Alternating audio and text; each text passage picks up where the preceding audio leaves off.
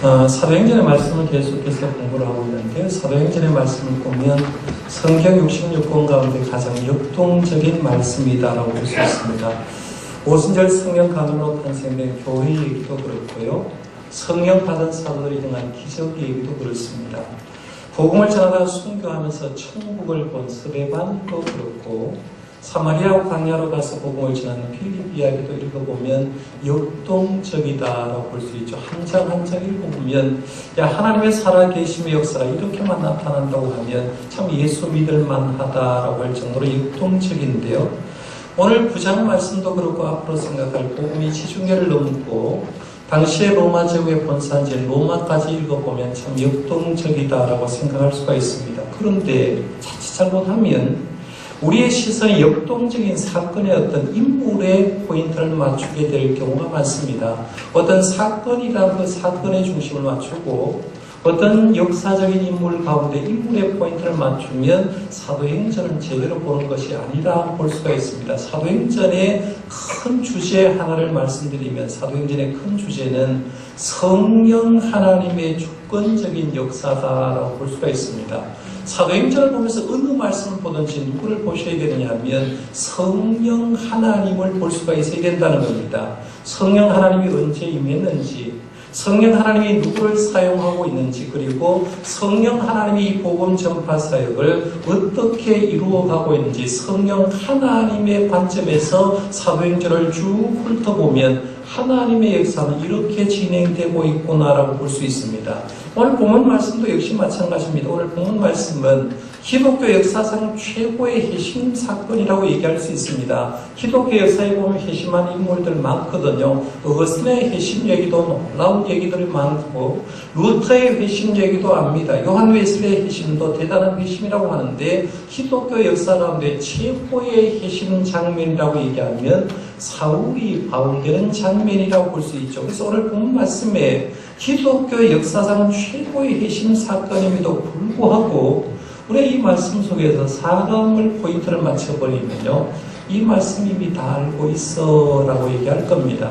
아마 예수님을 30년, 40년 동안 믿은 사람, 모태신앙인 사람은 이 사도행전 9장 말씀을 본문에서 수십 번 더 설교를 들었을 겁니다. 저도 이 본문 말씀 가지고 설교를 해도 수십 번은 더 했으리라고 생각합니다. 이 본문 말씀 가지고 우리 교회도 2001년도 4월 달에 했고, 그때 제가 이 설교를 하면서 회심에 대해서 특별히 집중하면서 회심에 대한 여러 가지 회심이 있습니다라고 말한 적이 있는데요. 이 말씀 보면서 성도들이 본문 말씀 대하면서 다 알아라고 하면서 머리를 닫아버리는 거죠. 가슴을 닫아버리는, 아는 내용, 별것 있겠냐라고 생각하고 말씀을 기대하지 않은 이 말씀에는 주님의 음성이 들리지 않을 겁니다. 그러면 우리의 마음속에 이렇게 생각하면 좋겠습니다. 하나님은 오늘 본문 말씀을 또 우리에게 주셨는데 이 아는 본문 말씀을 통해서 우리에게 어떤 음성을 들려줄까 기대하는 마음으로 말씀을 들어주시길 바랍니다. 그러면 여러분이 설교를 마쳤을 때 알고 있는 이 말씀에도 이렇게 놀라운 보화가 숨어 있구나 고백할 수 있기를 바랍니다. 그런 은혜 받을 준비가 된 사람만 1절, 2절 말씀 우리 같이 한번 읽어보겠습니다. 시작. 사울이 주의 제자들에 대하여 여전히 위협과 살기가 등등하여 대제사장에 가서 다메섹 여러 회당에 가져갈 국물을 징하니, 이는 만일 그 도를 따르는 사람을 만나면 남녀를 막론하고 결박하여 예루살렘으로 잡아오려 함이라. 아멘. 그동안 사도들을 중심해서 예루살렘 교회가 진행된 걸 봤는데 사도행전 9장에 보니까 시작하는 말이 사도들이 아닌 사울이라는 사람으로 진행됩니다. 사울이란 도대체 뭘까라고 한번 생각해 봐야 됩니다. 사울이 도대체 누굴까? 사울의 이름의 뜻은 큰 자라는 뜻입니다. 큰 자.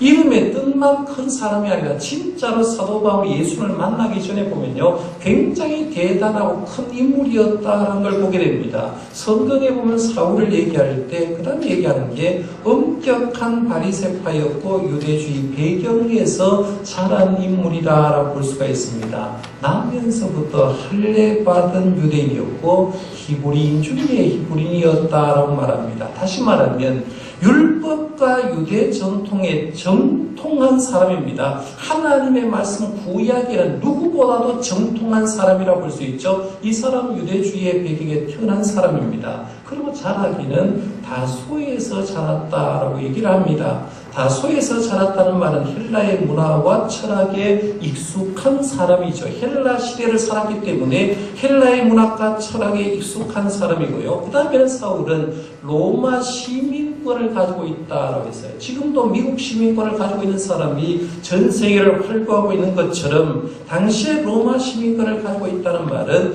로마의 모든 정치와 법을 잘 알고 있었던 사람이라는 얘기입니다. 그 다음에 이 사울은 가말리엘 선생의 문화에서 공부한 사람이라는 거죠. 한국어로 말하면 서울대 출신이라는 겁니다. 최고의 학부 출신이라는 거예요. 이런 5가지 정도만 봐도 사울이 얼마나 대단한 사람이었는가를 볼 수 있습니다. 유대 정통주의자였고 헬라 문화와 철학에 능통한 자였고 로마의 정치와 법을 잘 알고 있는 자였고 그 시대의 최고의 학부 출신이라고 볼 수 있습니다. 한마디로 말하면 사도 바울은 무식한 사람 아니라는 얘기입니다.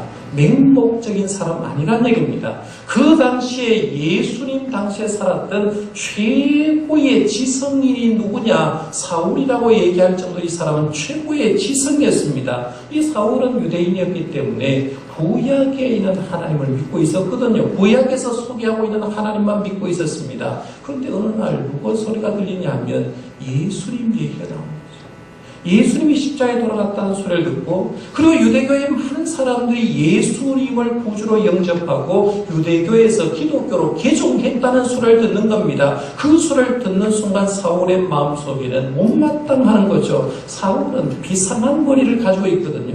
뛰어난 판단력을 가지고 있었습니다. 뿐만 아니라 내가 옳다고 생각하는 것은 목숨을 걸고도 행할 수 있는 행동력을 소유할 수 있는 사람입니다. 보통 지성인은요, 머리로서는 아는데 행동을 잘 못할 때가 있는데 이 사울은 그렇지 않았습니다. 지성도 그리고 감성도 가지면서 행동력도 가지고 있는 사람인데 그 사람에게 예수 믿는다는 소리를 들으니까 자기 이성적인 상식을 이해가 안 되니까 그것을 가지고 예수 믿는 사람을 그냥 둘 수가 없었던 겁니다. 그래서 사울은 스데반을 순교시키는 데 앞장선 인물입니다. 예루살렘 교회를 핍박하는 데 앞장섰고요. 스데반 죽음 이후에 많은 성도들이 흩어져서 복음을 전 세계로 나가고 전할 때 그들도 못마땅해서 오늘 본문 말씀에 보면 대제사에 가서 공문을 받아서 다메섹에 있는 교인들 붙잡으러 가려고 공문을 받고 실행에 옮긴 사람이라는 거예요. 다메섹으로 갔다라고 말씀하고 있는데 이 다메섹은 예루살렘에서 북동쪽으로 약 240km 떨어진 곳입니다. 지형적으로 보면 해발 685m 고지에 있습니다. 그러니까 예루살렘에 아마 다메섹으로 가려고 하면 한참 내려왔다가 다시 680m 고지로 올라가야 됩니다. 길이 만만치 않습니다. 당시론 요즘처럼 교통이 발달되지 않았기 때문에 4일에서 한 6일 정도 걸려야 다메섹에 도착할 수가 있는데 이 4일에서 6일 정도 길을 걸어가면서 아마 이렇게 생각했겠죠. 누구든지 예수를 믿는 우리 만나기만 해봐라. 내가 예수 믿는 사람들 씨를 한번 말려버린다고 생각하면서 이를 바득바득 달면서 다메섹으로 가고 있었을 겁니다. 그리고 어느 정도 시간이 되었을 때 다메섹에 드디어 도착할 즈음에 놀라운 체험을 하게 됩니다. 3절 말씀을 보세요. 거기 보면 사울이 길을 가다가 다메섹에 가까이 이르더니 호련히 하늘로부터 빛이 그를 둘러 비추는지라 해서 이게 보면 사울이 다메섹에 거의 다 가까이 왔는데 거기에서 어떤 현상이 벌어지느냐 하면 호련히 하늘로부터 빛이 사울을 둘러 비쳤다고 얘기합니다. 호련히 하늘로부터 빛이 비쳤다. 여기 이 말씀 어디서 많이 본 것 같지 않습니까? 사도행전을 보면서 호련히 하늘로부터 역사가 일어났다. 이 말 어디에서 많이 본 것 같지 않습니까? 사도행전 2장에 보면 마가의 다락방에 있던 사람들이 성령 받으려고 열흘 동안 간절히 기도했을 때 드디어 오순절날 어떤 역사가 일어나면 성령 강림의 역사가 일어날 때 그때 성경구절은 이렇게 말합니다. 사도행전 2장 1절에서 3절에 보면 오순절날이 이미 이름에 그들이 다 같이 한 곳에 모였더니 호련히 하늘로부터 급하고 강한 바람 같은 소리가 있어 그들이 앉은 온 집에 가득하며 마치 불의 혀처럼 갈라지는 것들이 그들에게 보여 각 사람 위에 하나씩 임하여 있더니라고 했죠. 마가의 다락방에서 120명의 사람들이 성령 받고서 간절히 기도하는데 오순절날 드디어 어떤 역사가 일어나면 호련히 하늘로부터 바람 같은 소리가 있었다고 합니다. 하늘로부터라는 말은 하나님의 계신 처소로부터라는 그런 의미예요. 하나님께서 드디어 하늘에 계시지 않고 이 땅에 내려오셨다는 그런 뜻인데 오순절 성령 강림이 있을 때도 이런 역사가 일어났는데 지금 사울에게 이런 역사가 있는 거예요. 호련히 하늘로부터 그 빛이 그를 둘러 비추는지라라고 하고 있습니다. 사도행전 2장에는 120명의 공동체에게 성령님이 임할 때 나타난 역사를 얘기하고요. 사도행전 9장에는 사울 개인에게 성령님이 역사가 일어날 때 하나님의 역사가 일어날 때를 묘사를 하는데 묘사는 방법은 똑같습니다. 호련히 하늘로부터라고 얘기하는 거죠. 성령님의 역사는 이 땅에서부터 출발하는 게 아니라 하늘로부터 이 땅에 있는 성도들에게 하나님의 사람에게 임하는 거예요. 성령은 공동체 전체에게도 임하긴 하고요. 때로는 개인에게도 임하는데 바라는 우리 모든 성도님들과 우리가 함께 예배하는 이 시간에 성령 충만을 경험하시기를 바랍니다. 또한 여러분 개개인도 마찬가지입니다. 개개인이 하나님께 기도할 때도 성령님의 역사가 호련히 하늘로부터 여러분에게 임하는 역사를 경험할 수 있기를 바랍니다. 그럼 우리가 하나님의 사람이 되는 거예요. 그럼 이어지는 말씀 한번 계속 보겠습니다. 4절과 5절입니다. 같이 한번 읽어봅니다. 시작. 땅에 엎드려져 들으매 소리가 있어 이르되 사울아 사울아 내가 어찌하여 나를 박해하였느냐 하시거늘 대답하되 주여 누구시니까 이르시되 나는 내가 박해하는 예수라. 아멘. 사울은 호련히 하늘로부터 빛이 그를 둘러 비치는 경험을 했습니다. 빛이신 예수님이 임한 거죠. 예수님은 뭐라고 했습니까? 나는 세상의 빛입니다. 하나님은 빛으로 묘사했습니다. 그런데 그 빛이신 하나님께서 사울에게 임했는데 아마 정오의 태양보다 수십 배 밝기로 사울에 임하니까 사울이 그 자리에서 부끄러질 수밖에 없고 엎드려질 수밖에 없었습니다. 빛과 함께 이어서 소리도 들렸는데 사울아 사울아 네가 어찌하여 나를 박해하느냐라고 했습니다. 여기 보면 사울의 이름을 부르는데요. 먼저 이름 볼 것, 이름을 지금 몇 번 부르고 있느냐를 보셔야 돼요. 이름을 몇 번 부르고 있습니까? 사울아, 사울아 두 번 부르고 있다는 걸 보게 됩니다. 두 번 부르는데요. 성경 말씀 여러분 읽어보시면 하나님이 사람 부를 때 어떨 때는 한 번 불러요. 어떨 때는 이름을 두 번 부를 때가 있습니다. 제가 예를 한번 들어볼게요. 아브라함이 이삭을 번제로 바치라라고 해서 모리아산에 3일길을 걸어가서 모리아산 정상 위에 번제를 바치기 위해서 다 준비를 하고 마지막에 칼을 들어서 내려서 이삭을 치려하는 순간에 하나님의 음성이 들렸죠. 그때 하나님은 뭐라고 얘기를 하냐면 아브라함아 아브라함아 아브라함아 아브라함아 두 번 불렀습니다. 모세가 호렙산에서 소명 받을 때 장면을 한번 생각해 보세요. 40년 동안 광야 생활을 하면서 양을 치고 살았는데 호렙산에서 한번 보는데 떨기나무가 있는데 떨기나무 사이에 불이 임한 거예요. 하나님이 불러서 임한 겁니다. 자기가 80인생 살아가면서 떨기나무에 불이 임했는데 떨기나무가 타지 않는 건 처음 봤거든. 너무 신기한 현상이니까 모세가 그 현상을 보고 가려고 그 앞에 딱 갔는데 하나님이 뭐라고 하느냐면 모세야 모세야라고 했죠. 모세야 모세야 두 번이나 불렀다는 겁니다.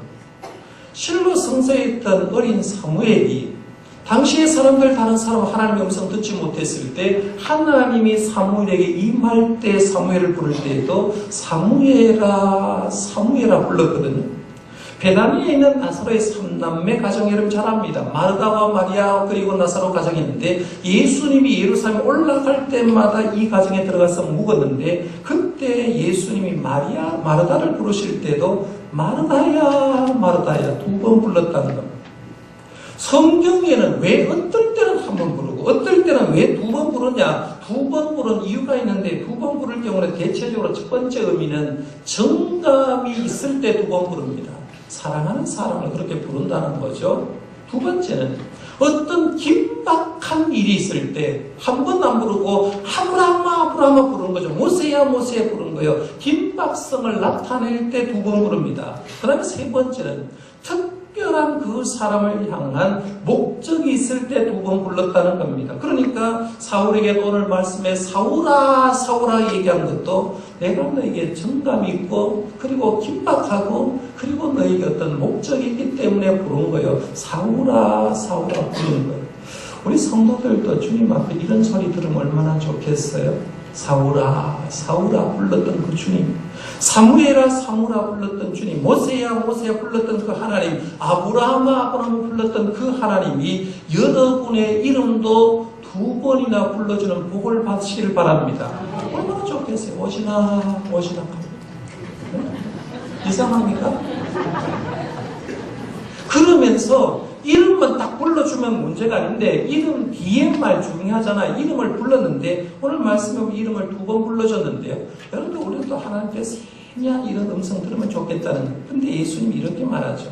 사울아 사울아 네가 어찌하여 나를 박해하느냐라고 했어요. 주님의 음성이 그렇습니다. 네가 어찌하여 나를 박해하느냐. 이 말에는 2가지 뜻이 있습니다. 하나는 뭐냐면 나 너 굉장히 사랑하는데 널 구원하려고 내가 십자가에서 죽었는데 너를 내 품에 돌아오기를 간절히 바랐고 기다리고 내 사랑 너 받아주기를 바라는데 너는 어찌하여 내 사랑에 반응을 하지 않고 왜 나를 자꾸 핍박하느냐.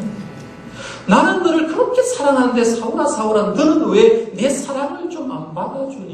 이런 말이 이런 뜻이 있다. 2번째 뜻은 오늘 본문 말씀에 보면 예수님이 사울에게는 네가 어찌하여 내 교회에 핍박하느냐는 소리 안 했거든요. 내 제자를 핍박하느냐는 소리를 안 했습니다. 뭐라고 하느냐면 네가 어찌하여 나를 핍박하느냐라고 했다는 거죠. 사울은 여러분 교회를 핍박한 적이 있습니다. 초대교회 핍박했거든요. 사도들 핍박했다는 겁니다. 사도들도 핍박하고 스데반 죽이는데 앞장섰기 때문에 왜 평신도 지도자 핍박하냐?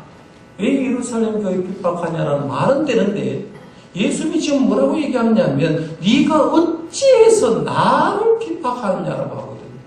사도 바울은 사실은 이때까지 예수님과 일면식도 없습니다. 한 번도 만난 적이 없어요. 만난 적이 없는데 왜 예수님이 이렇게 말하냐 보면 예수님은 이렇게 하는 거죠. 네가 내 교회를 핍박하는 것은 곧 나를 핍박하는 거다. 예수를 믿는 사람을 핍박하는 것, 곧 나를 핍박하는 거다라고 얘기하는 거죠. 여기서 중요한 신앙의 논리 하나를 받을 수가 있습니다. 여러분 우리 신앙생활에서 이걸 모르는 사람이 굉장히 많은데요. 이 말씀 속에 주님의 말씀 속에서 신앙의 논리 하나를 발견하는데 이런 논리입니다. 교회와 성도는 독립된 개체가 아니라 예수 그리스도 자신이다라는 논리가 성립됩니다. 다시 말씀드립니다. 교회와 성도는 독립된 개체가 아니라 예수 그리스도 자신이라고 볼 수 있는데요. 그동안 우리 이렇게 생각했죠. 예수님은 예수님, 교회는 교회고 성도는 성도다라고 말하면서 따로국밥처럼 예수님 교회 성도를 따로따로 생각했다는 얘기입니다.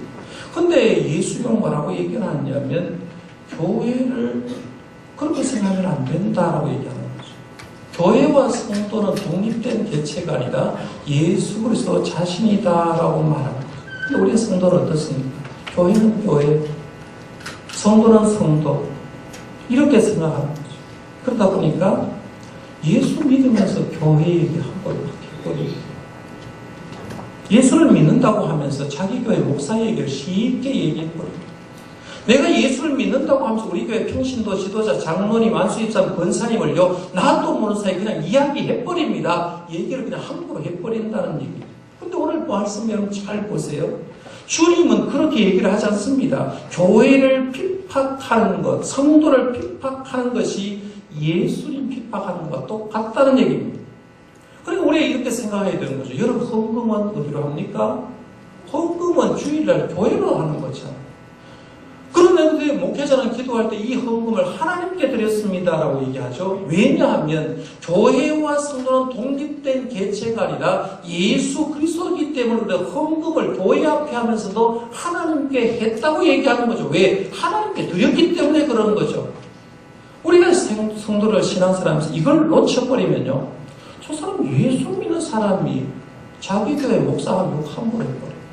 예수 믿는 사람이 장로님에게 쉽게 얘기를 해버립니다. 예수 믿는 사람이 평신도 얘기를 함부로 합니다. 그런데 우리가 이 말씀만 깨달으면요, 어떤 성도가 되느냐 하면 옆에 성도 안에 뭐가 보이느냐면 예수님이 보이는 거죠. 교회 안에 예수님이 보이는 거예요. 목회자 안에 예수님이 보이는 겁니다. 그러니까 내가 저 사람에게 함부로 얘기하고 싶어도 저 사람 속에 지금 뭐가 있느냐 하면 예수님이 들어있으니까 얘기를 못하는 거예요. 그러니까 우리가 해야 될 건 옆에 있는 성도 안에 예수님 계시기 때문에 우리는 그분을 사랑할 책임밖에 없는 거죠. 때로는 내 마음에 안 드는 사람은 왜 없겠어요? 그러나 그 속에 예수님 계시기 때문에 그분을 소중히 여기고 그분을 사랑해 주는 교회로 만들어 가시길 바랍니다. 이게 교회 공동체라는 겁니다. 이걸 발견할 수 있어요. 다시 한번 본문으로 들어가 봅니다. 사울아 사울아 내가 어찌하여 나를 박해하느냐라고 말씀했습니다. 사울이 대답합니다. 주여 누구십니까? 라고 물었어요. 그러니까 예수님이 말을 합니다.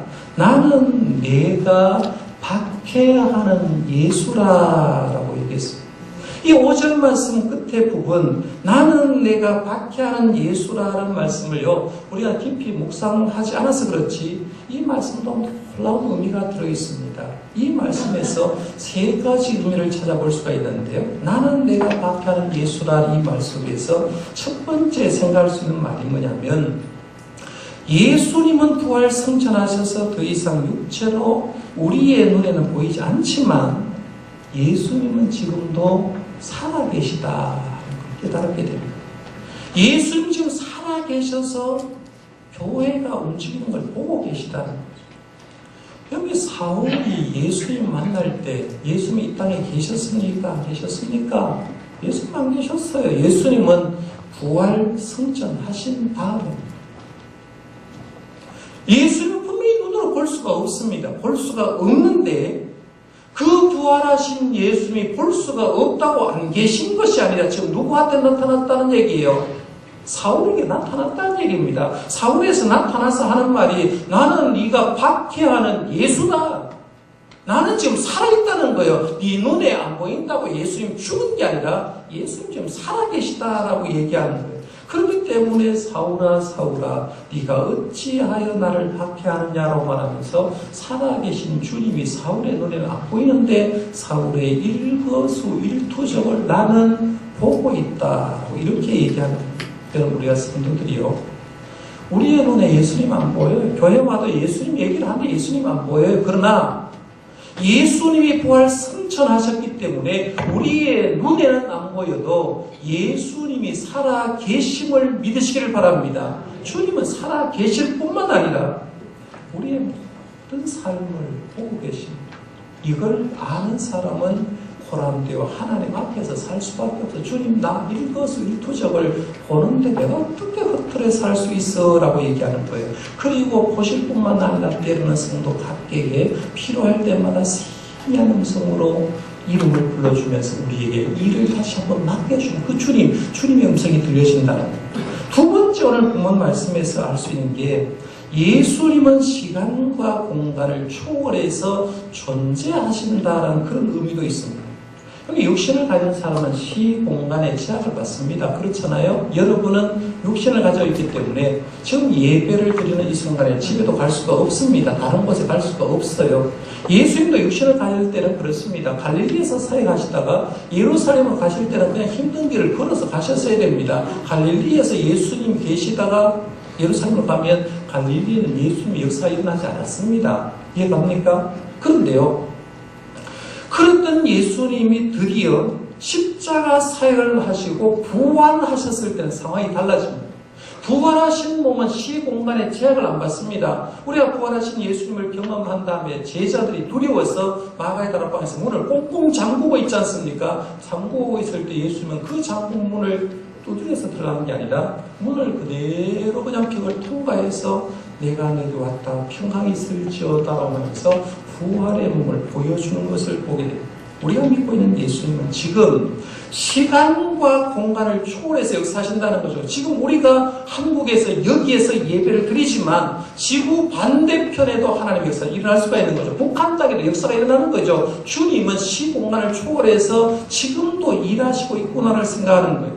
그 다음에 세 번째 의미가 더 중요한데요. 오늘 본문 말씀에 얘기하는 게 네가 어찌하여 나를 박해야 하느냐, 나는 너를 박해하는 예수라는 말 속에서 세 번째 의미는 뭐냐면 예수님의 임재는 성령님의 임재와 일치한다는 얘기입니다.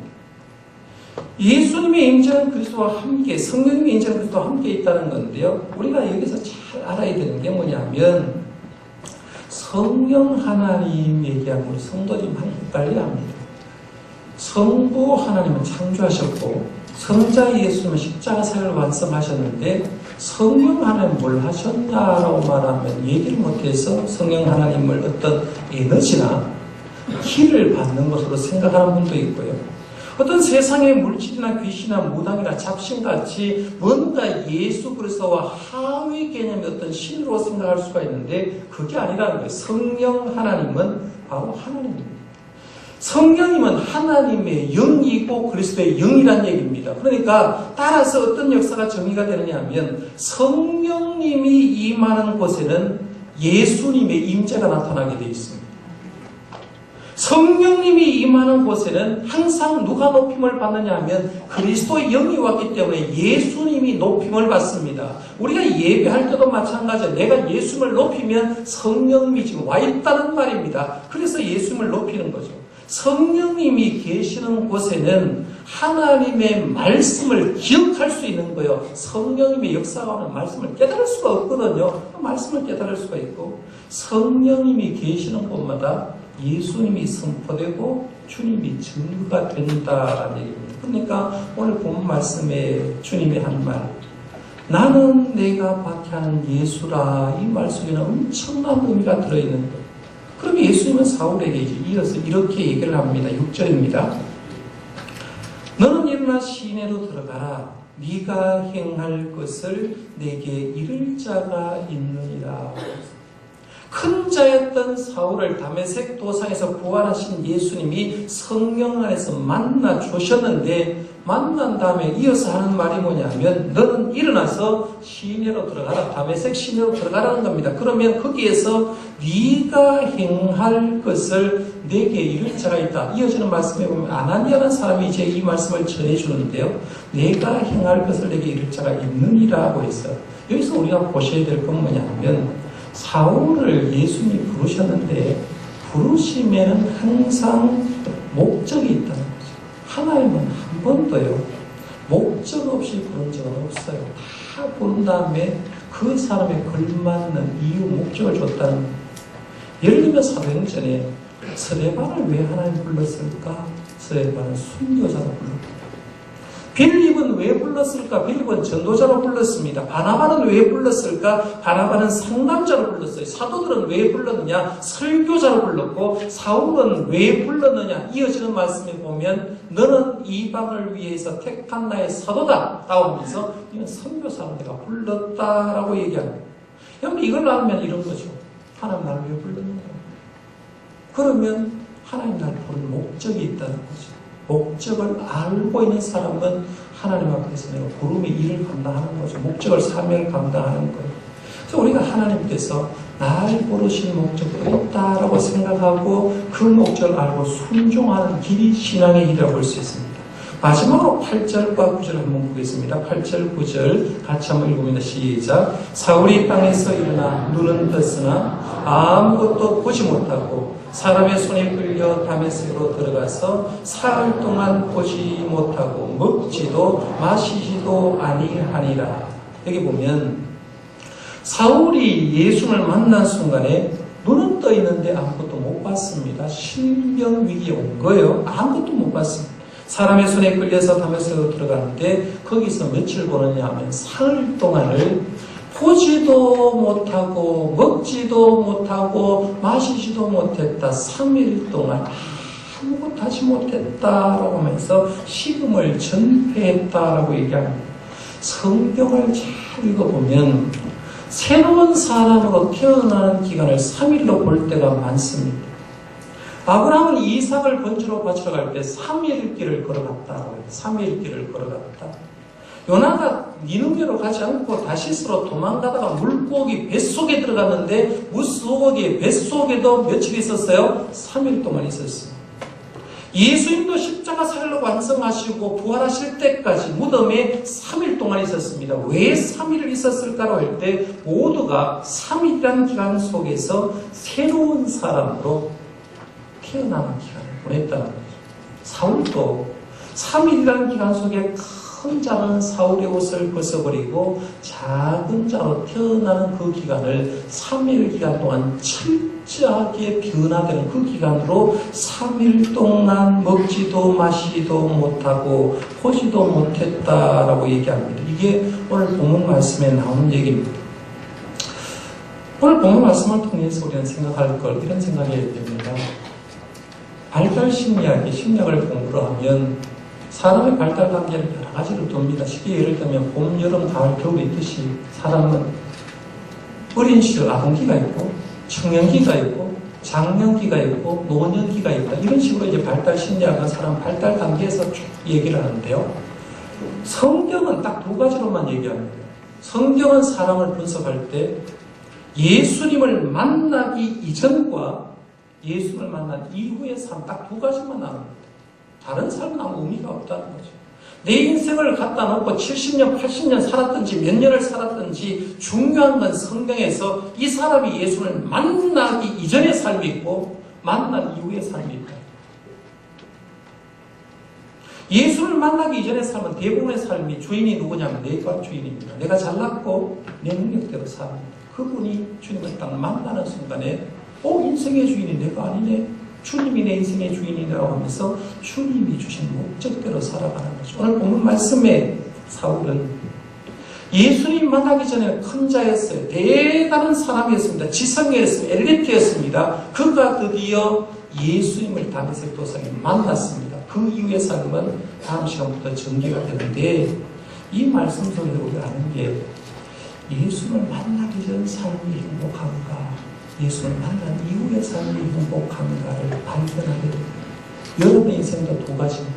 예수를 만나기 전에 여러분이 있었을 거고 어떤 이유 때문에 예수를 만났을 거고 만난 이후의 삶이 있었을 겁니다. 그럴 때 내가 예수 믿고 예수를 만난 이후의 삶이 진짜로 내 인생이었다고 고백하는 참 행복자로서 주님 섬겨갈 수 있는 저와 여러분들 되시기를 바랍니다.